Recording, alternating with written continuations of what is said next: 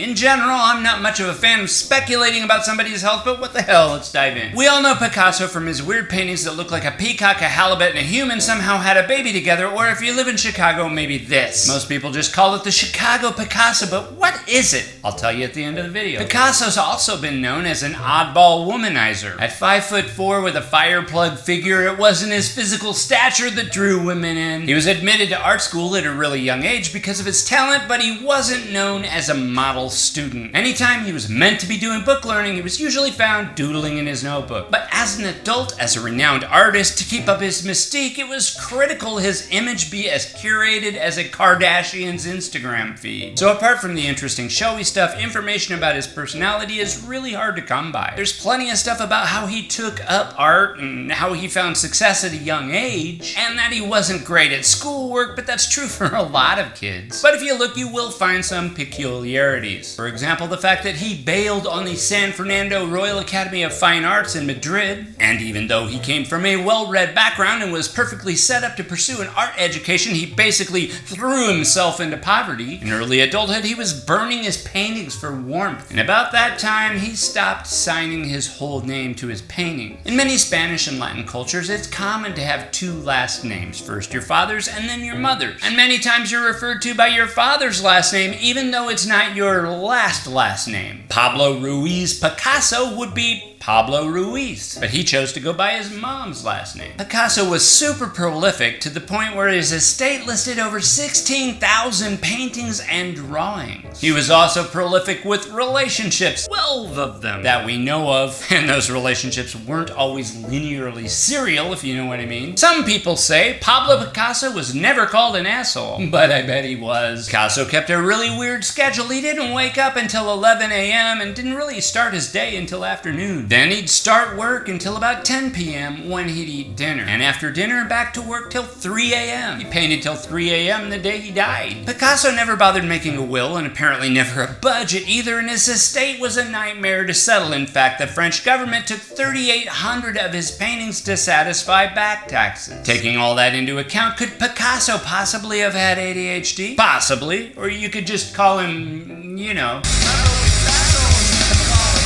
or depressed or autistic. Some have speculated he was dyslexic. Maybe some of it, maybe all of it, but there's definitely no solid proof of any of it. And by the way, that Chicago Picasso, it's an Afghan hound named Kabul. If I earned your subscription, please hit the button and the bell. My kids also make videos. I'll link them in the end. Thanks for watching. Stay out of the comfort zones. Ooh. Most sharks are afraid of dolphins. You probably didn't realize that because sharks are scary with all those teeth.